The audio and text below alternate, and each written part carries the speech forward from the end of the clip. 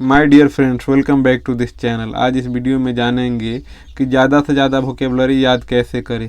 देखिए, रीज़न क्या होता है, आप तो बहुत सारा वोकेबलरी याद कर लेते हैं लेकिन बहुत ही जल्दी भूल जाते हैं। अब कारण क्या है इस वीडियो में जानेंगे, तो इस वीडियो को अंत तक देखिएगा। तो चलिए स्टार्ट करते हैं। देखिए, पहला है विजुअलाइज।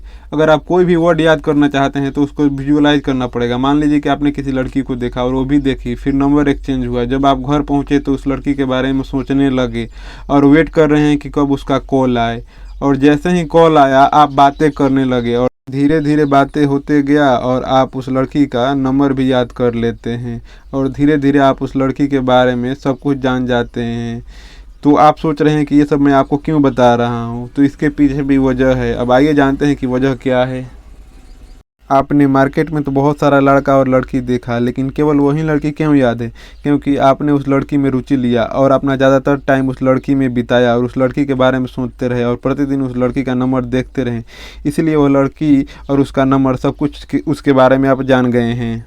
मान लीजिए कि आपको वर्ड मीनिंग याद करना है, कोई भी वर्ड मीनिंग है और उसको आपको याद करना है, तो जिस तरह आप लड़की के बारे में दिन रात सोचते हैं उसी तरह आप वर्ड मीनिंग के बारे में भी सोचते रहिए। इससे क्या होगा कि आपके माइंड में वर्ड मीनिंग बढ़िया से याद हो जाएगा।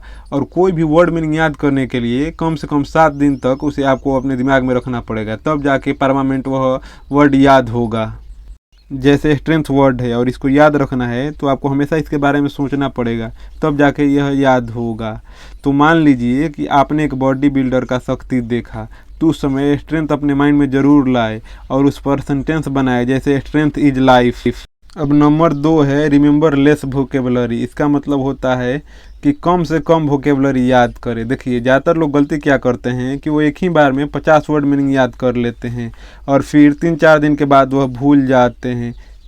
तो भले ही आप 5 ही वर्ड मीनिंग याद कीजिए, लेकिन परमानेंट याद कीजिए। परमानेंट याद करेंगे तो आपको हमेशा इसका क्या काम आएगा, क्योंकि दुनिया में कोई ऐसा रास्ता नहीं है कि आज भर्ती और कल चक्रवर्ती हो जाए। We have to go through some process. अगर प्रतिदिन आप 5 वोकेबलरी याद करते हैं तो महीना में आप 150 वोकेबलरी याद कर लेंगे। और इंग्लिश बोलने के लिए लगभग 3000 वर्ड मीनिंग याद करना ज़रूरी है, जिससे आप इंग्लिश बोल सकते हैं और समझ भी सकते हैं। मैं जब भी कहीं पे घूमने जाता था तो एक नोटबुक रखता था और कहीं पर भी कोई वर्ड देखता था, मान लीजिए कि मैंने शिवम इंटरप्राइज देखा, तो मैं इंटरप्राइज वर्ड लिख लेता था और घर जाके उस वर्ड के बारे में सर्च मारता था और उसका हिंदी जानने का प्रयास करता था और इस तरह आसानी से याद हो जाता था। और मैं जब भी उस रास्ते से जाता था तो उस वर्ड मीनिंग को देखता था, जिससे मुझे हमेशा याद रहे।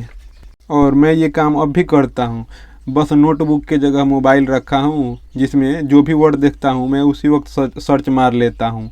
तो इस तरह का ट्रिक आप भी आजमा सकते हैं, जिससे आपका वोकेबलरी बिल्ड होगा। नंबर 3 है यूज इट। इसका मतलब होगा कि उपयोग करें। जो भी नए शब्द आपने याद किया है उसका सेंटेंस बनाइए। जितना ज़्यादा आप सेंटेंस बनाएंगे उतना ही ज़्यादा दिन तक आपको याद रहेगा। मान लीजिए आपको इंटरप्राइज वर्ड याद करना है तो इसको सेंटेंस बनाना पड़ेगा और आप इस प्रकार सेंटेंस बना सकते हैं, जैसे it is enterprise, what is name of this enterprise, do you know about this enterprise. और इस प्रकार आप किसी भी वर्ड का सेंटेंस बना सकते हैं। और एक बात ध्यान रहे, जिस तरह आप गर्लफ्रेंड का मैसेज दिन में 5 बार देखते हैं उसी तरह वर्ड मीनिंग भी देखते रहिए, इससे आपको याद हो जाएगा। और जो भी मैं ट्रिक्स बताया हूँ इससे आप कोई भी वर्ड मीनिंग याद कर सकते हैं। अगर आपको इंग्लिश बोलने में किसी प्रकार का दिक्कत हो रहा है तो आप कमेंट बॉक्स में आप अपना सवाल पूछ सकते हैं, हम उसका उत्तर जरूर देंगे। Thank you so much for watching this video. Keep shining and stay blessed. अगर आपको इंग्लिश में बनना है फायर तो subscribe the English desire, then you can learn so many things about English.